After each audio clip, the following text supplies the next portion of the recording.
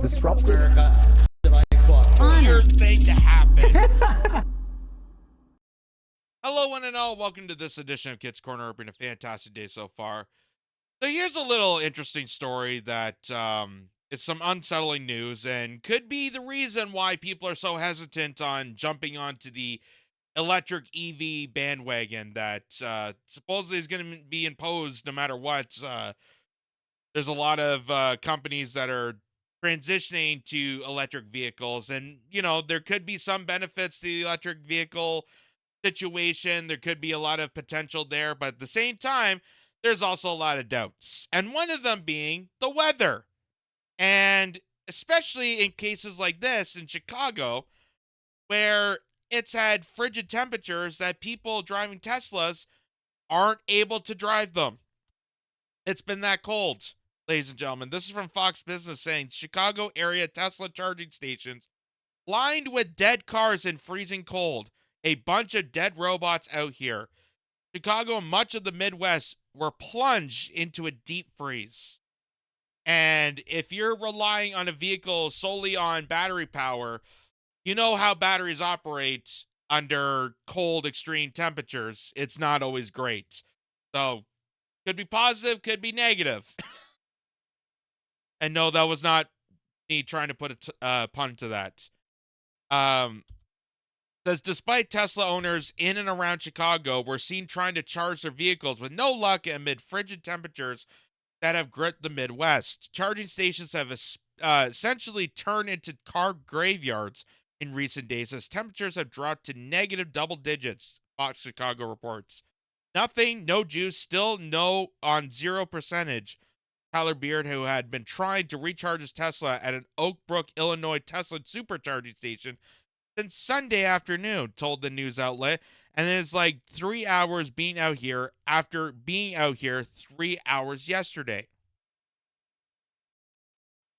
Bird and several other Tesla owners were trying to charge their cars amid long lines and abandoned cars at other Tesla charging stations in the Chicago area, the news station report. This is crazy. This is a disaster. Seriously, said Tesla owner Chalice Mizzle.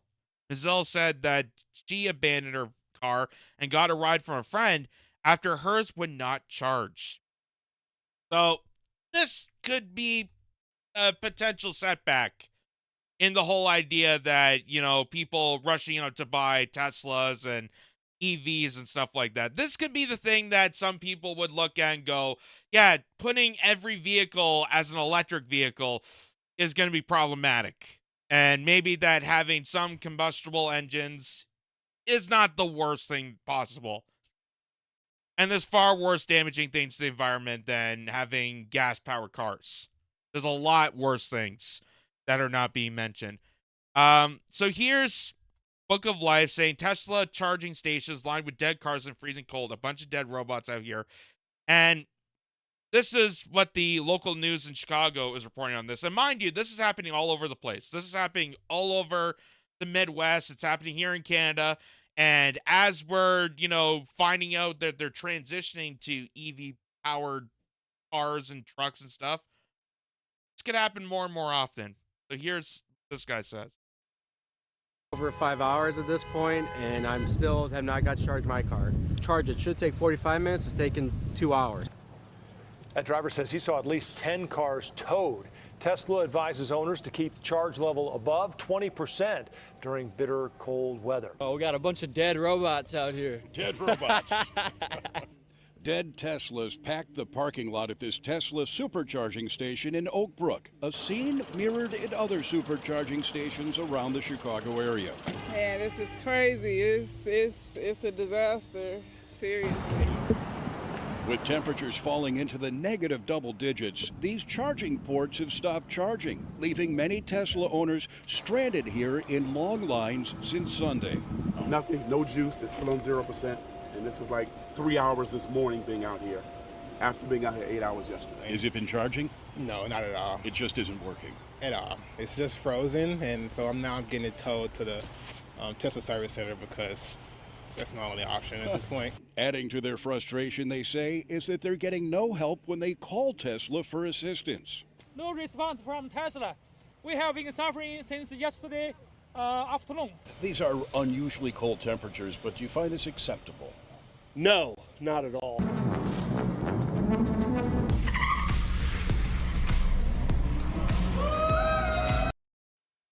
So, that's heartbreaking. That's heartbreaking that people have to line up and get their cars towed by probably a gas powered car because their electric car is not charging in these cold weather.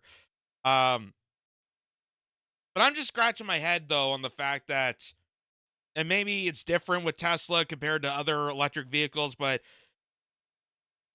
you really have to go to specific spots to charge your vehicle. Like, I thought the whole point of an electric vehicle was you're able to charge it at your own house.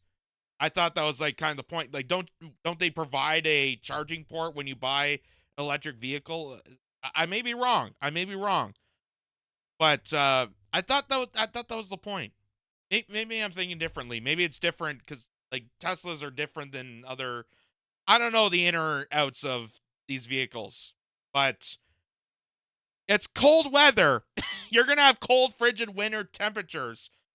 And the fact that cars are not running and they're struggling to charge it, again, is getting rid of all fossil fuels, it's not going to be a plausible solution.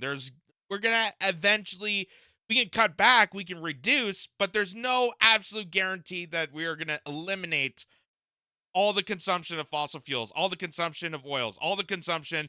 There's no way that's possible. And it's one of those things where it's like, this is kind of the setback of why we need to, instead of jumping on board to the next thing, we need to go back to the drawing board and say, okay, here's a big flaw in this situation. Let's try to find a way to weed this out. Let's try to have a solution so that Tesla could be able to be a reliable vehicle in the wintertime before we announce that everybody has to buy an electric vehicle. Like, that's the thing we should be paying attention to. But now here, they switch over to Fox Business because Tesla is now announcing their Cybertrucks. They already have cars that don't work, so let's introduce drivable trucks, transports, and other stuff that's also going to be electric. So, again, this is going to be a problematic thing. Also, the fact that $61,000. People can't even afford gas to begin with, but they're going to go out and spend enormous amounts of money on an electric vehicle that may or may not work during the winter. It seems there's a lot of problems to that.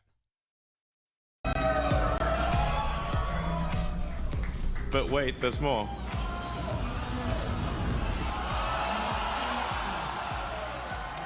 All right, that was Tesla doing a little showing off of its new, I think it's almost $61,000 Cybertruck. What made that kind of funny is it, in a speed race, it beat a Porsche. And what was kind of funny in the end is, this is worth a sense of humor here, that Cybertruck was actually hauling a Porsche and still beat it. But the thing, at least to me, it's so ugly. And I had a lot of young people on my staff who immediately said, "No, Neil, this is very cool looking. I would get it in a minute," something like that. I think they were looking for me to help them out with that, but that's not going to happen. Anyway, Mike Codell is here. I just want to say the also funny part about this is that the most people that are enthusiastic about these kind of vehicles live in mostly sunny regions. You ever notice that? Like, the most enthusiastic electric vehicle drivers are in, like, California or Florida or Texas, where there isn't the problematic situation of a winter blast winter, a cold winter blast. They have had, cold temperatures before, but they're not as needed as, here in Northern Territory, like here in Canada. We have a mixture of what kind of winter weather we would get. So we'd probably need something more reliable than a battery to transport things in cold, frigid temperatures, and also sleet and hail and snow and wind and torrential downpours and natural disasters. That's the problem with this. So, and the fact that they want to jump on the bandwagon, say by, 2035 or 2040, that everything's going to be an electric vehicle, and they still haven't fixed the kinks of the original electric vehicles that are already on the roads, that is going to be dire, problematic situation. And you're just going to see a lot more of these like Chicago stories all across America, all across Canada, and all across European nations when the next cold, frigid winter comes around and you won't be able to go anywhere. But I guess the good news is we'll be eventually in 15-minute smart cities, so you won't need the vehicle. You'll own nothing and you'll be happy. Especially with $61,000, I don't think anyone's gonna be jumping the bandwagon to buy a Cybertruck when just paying the gasoline for a regular truck, or a used vehicle is already out of reach. Like that's even more of a hilarious part. But there you go. Now you know why people are kind of hesitant on, the EV craze and why it's not sustainable. And that's one of the things we should be looking at when it comes to environmental policies and the way we need to solve and combat the climate crisis is we need to look at sustainability. We can't be just jumping on, electric vehicles and then realize that electric vehicles, they're not going to work during the wintertime. They're not going to be operational. You can only go certain distances.